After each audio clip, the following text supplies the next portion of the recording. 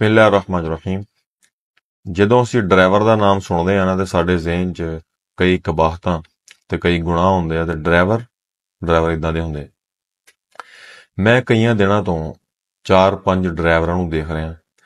ਮਸਜਿਦ ਦੇ ਸਾਹਮਣੇ ਇੱਕ ਕਾਰ ਸਟੈਂਡ ਆ, ਉੱਥੇ ਉਹਨਾਂ ਦੀਆਂ ਕਾਰਾਂ ਖੜੀਆਂ ਹੋਈਆਂ, ਬੁੱਕ ਤੇ ਆਪਣੀਆਂ ਗੱਡੀਆਂ ਲੈ ਕੇ ਜਾਂਦੇ ਤੇ ਜ਼ਾਹਰ ਬਾਤ ਆ ਉਹਨਾਂ ਨੇ ਮਸਜਿਦ ਦੇ ਬਾਥਰੂਮ ਹੀ ਇਸਤੇਮਾਲ ਕਰਨੇ, ਲੇਕਿਨ ਉਹ ਦਿਲ ਦੇ ਏਡੇ ਸੁਥਰੇ ਲੋਕ ਆ।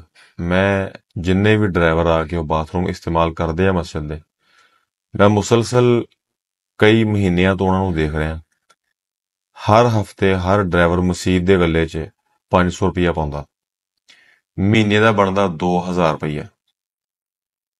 ਹੁਣ ਮੈਂ ਅੰਦਾਜ਼ਾ ਹੀ ਕਰ ਸਕਦਾ ਵਾਂ ਕਿ ਉਹ 2000 ਰੁਪਇਆ ਕਿਉਂ ਪਾਉਂਦੇ, ਕਿਉਂਕਿ ਜਿਹਨੂੰ ਅਸੀਂ ਜ਼ਿਆਦਾ ਗੁਨਾਹਗਾਰ ਸਮਝਦੇ ਆ ਨਾ, ਉਹ ਜਦੋਂ ਇਹਤਿਆਤ ਕਰਨ ਲੱਗਦਾ, ਇਹਤਿਆਤ ਵੀ ਉਹ ਬਹੁਤ ਕਰਦਾ। ਉਹ ਸ਼ਾਇਦ ਐਸ ਕਰਕੇ ਪਾਉਂਦੇ ਆ ਕਿ ਯਾਰ ਅਸੀਂ ਮਸਜਿਦ ਦੇ ਬਾਥਰੂਮ ਇਸਤੇਮਾਲ ਕਰਦੇ ਆ ਤੇ ਅਸੀਂ ਮਸਜਿਦ ਨੂੰ ਦਿੰਦੇ ਕੁਝ ਵੀ ਨਹੀਂ। ਤੇ ਉਹ ਕਈਆਂ ਮਹੀਨਿਆਂ ਤੋਂ ਮੈਂ ਮੁਸਲਸਲ ਦੇਖ ਰਿਹਾ, ਬੜੀ ਉਹਨਾਂ ਦੀ ਚੰਗੀ ਆਦਤ ਆ ਕਿ ਉਹ ਹਰ ਹਫਤੇ ਦਾ 500 ਰੁਪਈਆ 1000 ਰੁਪਈਆ ਮਸਜਿਦ ਦੇ ਗੱਲੇ 'ਚ ਉਹਨਾਂ ਨੇ ਪਾ ਕੇ ਜਾਣਾ ਹੈ। ਕਹਿਣ ਨੂੰ ਡਰਾਈਵਰ ਆ ਤੇ ਗੱਡੀ ਚਲਾਉਂਦੇ ਕਿਸੇ ਦੀ, ਕਾਰਾਂ ਵੀ ਆਪਣੀਆਂ ਨਹੀਂ ਹੈਗੀਆਂ ਸਾਰਿਆਂ ਦੀਆਂ, ਕਿਸੇ ਦੀਆਂ। ਤੁਹਾਨੂੰ ਪਤਾ ਕਿ ਜੋ ਸਿਸਟਮ ਹੁੰਦਾ ਗੱਡੀ ਦਾ, ਬੁੱਕ ਦੀ ਗੱਡੀ ਦਾ, ਤੇ ਕਿੰਨੇ ਕੁ ਪੈਸੇ ਉਹ ਕਮਾ ਲੈਂਦੇ ਹੋਣੇ। ਇਹ ਹੈਗੀ ਆ ਸਾਡੇ ਮੁਆਸ਼ਰੇ ਦੀ ਪੋਜ਼ਿਟਿਵਿਟੀ। ਅਸੀਂ ਨੈਗੇਟਿਵਿਟੀ ਫੈਲਾਉਣ ਦੇ, ਨੈਗੇਟਿਵਿਟੀ ਸ਼ੇਅਰ ਕਰਨ ਦੇ ਇੰਨੇ ਆਦੀ ਹੋ ਗਏ ਆ। ਜਿੰਨੇ ਲੋਕ ਸੋਸ਼ਲ ਮੀਡੀਆ ਤੇ ਕੰਮ ਕਰਦੇ, ਉਹਨਾਂ ਦੀ ਜ਼ਿਆਦਾਤਰ ਕੋਸ਼ਿਸ਼ ਇਹ ਹੁੰਦੀ ਹੈ ਕਿ ਜਿੰਨਾ ਜ਼ਿਆਦਾ ਨੈਗੇਟਿਵ ਕੰਟੈਂਟ ਅਸੀਂ ਪਬਲਿਕ ਕਰਾਂਗੇ ਜਾਂ ਸ਼ੇਅਰ ਕਰਾਂਗੇ ਨਾ, ਸਾਨੂੰ ਓਨੇ ਜ਼ਿਆਦਾ ਵਿਊਜ਼ ਮਿਲਣੇ। ਤੇ ਉਸ ਨੈਗੇਟਿਵਿਟੀ ਦਾ ਇੰਨਾ ਬੁਰਾ ਅਸਰ ਹੁੰਦਾ ਸਾਡੇ ਜ਼ਿਹਨਾਂ ਤੇ, ਸਾਡੇ ਦਿਮਾਗਾਂ ਤੇ, ਕਿ ਅਸੀਂ ਹਰ ਬੰਦੇ ਦੇ ਬਾਰੇ ਨੈਗੇਟਿਵ ਸੋਚਣਾ ਸ਼ੁਰੂ ਕਰ ਦਿੰਦੇ ਆ। ਸਾਡੇ ਦਿਲੋਂ ਦਿਮਾਗ ਤੇ ਮਾਯੂਸੀ ਦੇ ਬੱਦਲ ਛਾਏ ਰਹਿੰਦੇ ਆ, ਅਸੀਂ ਪਰੇਸ਼ਾਨ ਰਹਿੰਦੇ ਆ। ਜਦੋਂ ਬਹਿੰਦੇ ਆ ਨੈਗੇਟਿਵਿਟੀ ਦੀਆਂ ਗੱਲਾਂ, ਫਲਾਨਾ ਇਦਾਂ, ਫਲਾਨਾ ਇਦਾਂ, ਉਹ ਇਦਾਂ, ਉਹ ਇਦਾਂ, ਉਹਨੇ ਇਦਾਂ ਕਰਦੀ, ਯਾਨੀ ਕਿ ਇੱਕ ਪਰੇਸ਼ਾਨੀ। ਫਿਰ ਚੱਲਦਿਆਂ ਗੱਲ ਇੱਥੇ ਤੱਕ ਆ ਜਾਂਦੀ ਆ ਕਿ ਮੁਲਕ ਰਹਿਣ ਦੇ ਕਾਬਲ ਨਹੀਂ ਰਿਹਾ। ਠੀਕ ਆ, ਤੁਹਾਡੀ ਗੱਲ 'ਚ ਵਜ਼ਨ ਹੋਏਗਾ, ਬਾਜ਼ ਵਜੂਹਾਤ ਐਸੀਆਂ ਹੋਣਗੀਆਂ, ਲੇਕਿਨ ਪੋਜ਼ਿਟਿਵਿਟੀ ਨੂੰ ਵੀ ਫੈਲਾਉਣਾ ਚਾਹੀਦਾ, ਪੋਜ਼ਿਟਿਵਿਟੀ ਨੂੰ ਵੀ ਲੋਕਾਂ ਦੇ ਸਾਹਮਣੇ ਲਿਆਉਣਾ ਚਾਹੀਦਾ, ਤਾਂ ਕਿ ਲੋਕਾਂ ਦੇ ਅੰਦਰ ਜੀਣ ਦੀ ਉਮੀਦ ਪੈਦਾ ਹੋਵੇ, ਲੋਕਾਂ ਦੇ ਅੰਦਰ ਇੱਕ ਤਰਸ ਪੈਦਾ ਹੋਵੇ ਲੋਕਾਂ ਦੇ ਉੱਤੇ ਕਿ ਯਾਰ ਸਾਡੇ ਮੁਆਸ਼ਰੇ 'ਚ ਹਜੇ ਅੱਛੇ ਲੋਕ ਰਹਿੰਦੇ ਆ। ਪੋਜ਼ਿਟਿਵਿਟੀ ਨੂੰ ਦੇਖਣਾ ਤੇ ਉਸ ਪੋਜ਼ਿਟਿਵਿਟੀ ਦੇ ਅਸਰਾਤ ਨੂੰ ਆਪਣੀ ਜ਼ਿੰਦਗੀ ਦੇ ਅੰਦਰ ਮਹਿਸੂਸ ਕਰਨਾ ਤੁਹਾਡੇ ਅੰਦਰ ਇੱਕ ਬਹੁਤ ਮੁਸਬਤ ਤਬਦੀਲੀ ਲੈ ਕੇ ਆਉਂਦਾ।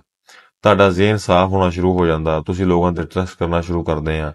ਤੁਹਾਨੂੰ ਉਸ ਮੁਆਸ਼ਰੇ ਦੇ ਅੰਦਰ ਰਹਿਣ ਦੀ ਇੱਕ ਉਮੀਦ ਪੈਦਾ ਹੁੰਦੀ ਹੈ ਕਿ ਯਾਰ ਇਸ ਮੁਆਸ਼ਰੇ 'ਚ ਐਸੇ ਅੱਛੇ ਲੋਕ ਵੀ ਰਹਿ ਰਹੇ ਆ, ਮੈਂ ਇੱਥੇ ਸਰਵਾਈਵ ਕਰ ਸਕਦਾ, ਮੈਂ ਇੱਥੇ ਰਹਿ ਸਕਦਾ। ਹਰ ਟਾਈਮ 24 ਘੰਟੇ ਨੈਗੇਟਿਵਿਟੀ ਉਹਦੇ ਉੱਤੇ ਲਿਖਣਾ, ਉਹ ਵੀਡੀਓਜ਼ ਬਣਾ ਕੇ, ਤਸਵੀਰਾਂ ਬਣਾ ਕੇ ਸ਼ੇਅਰ ਕਰਦੇ ਰਹਿਣਾ, ਇਹਦੇ ਨਾਲ ਇੱਕ ਤਰ੍ਹਾਂ ਬੰਦਾ ਨਾ ਆਹਿਸਤਾ ਜ਼ਿਹਨੀ ਤੌਰ ਤੇ ਬੜਾ ਮੁਤਾਸਰ ਹੋ ਜਾਂਦਾ। ਪੋਜ਼ਿਟਿਵਿਟੀ ਫੈਲਾਓ, ਜੇ ਪੋਜ਼ਿਟਿਵਿਟੀ ਮੁਮਕਿਨ ਹੱਦ ਤੱਕ, ਮੈਂ ਇਹ ਨਹੀਂ ਕਹਿੰਦਾ ਕਿ ਗਲਤ ਰੰਗ ਦੇ ਕੇ ਪੋਜ਼ਿਟਿਵਿਟੀ ਫੈਲਾਈਓ, ਝੂਠ ਬੋਲ ਕੇ ਪੋਜ਼ਿਟਿਵਿਟੀ ਫੈਲਾਈਓ, ਨਹੀਂ, ਜਿਹੜੀ ਰਿਐਲਿਟੀ 'ਚ ਹੈਗੀ ਆ ਓਨੀ ਪੋਜ਼ਿਟਿਵਿਟੀ ਤੇ ਫੈਲਾਓ ਨਾ ਯਾਰ। ਲੋਕਾਂ ਨੂੰ ਜੀਣ ਦੀ ਇੱਕ ਉਮੀਦ ਪੈਦਾ ਹੋਵੇ, ਲੋਕ ਅੱਛਾਈ ਨੂੰ ਪ੍ਰਮੋਟ ਕਰਨ, ਐਸੇ ਅੱਛੇ ਲੋਕਾਂ ਨੂੰ ਜਿਹੜੇ ਪੋਜ਼ਿਟਿਵ ਕੰਮ ਕਰ ਰਹੇ ਨੇ, ਪੋਜ਼ਿਟਿਵ ਜਿਹਨਾਂ ਦੀਆਂ ਐਕਟੀਵਿਟੀਜ਼ ਨੇ, ਉਹਨਾਂ ਨੂੰ ਉਹ ਦੇਖਣ, ਉਹਨਾਂ ਨੂੰ ਜਾ ਕੇ ਉਹ ਐਪਰੀਸ਼ੀਏਟ ਕਰਨ, ਉਹਨਾਂ ਨੂੰ ਜਾ ਕੇ ਉਹ ਸ਼ਾਬਾਸ਼ ਦੇਣ, ਉਹਨਾਂ ਦੇ ਜਾ ਕੇ ਉਹ ਮੋਢੇ ਤੇ ਥਾਪੀ ਦੇਣ, ਉਹਨਾਂ ਨੂੰ ਉਹ ਜਾ ਕੇ ਸ਼ਾਬਾਸ਼ੀ ਦੇਣ, ਹੌਸਲਾ ਦੇਣ ਤੇ ਉਹਨਾਂ ਦਾ ਮਾਣ ਵਧਾਉਣ। ਲੇਕਿਨ ਨੈਗੇਟਿਵਿਟੀ ਫੈਲਾ ਕੇ ਅਸੀਂ ਕਿਉਂ ਲੋਕਾਂ ਨੂੰ ਮਾਰਨਾ ਲਿਆ ਜਾਂ ਕਿਉਂ ਅਸੀਂ ਲੋਕਾਂ ਨੂੰ ਸਤਾਉਣਾ ਲਿਆ।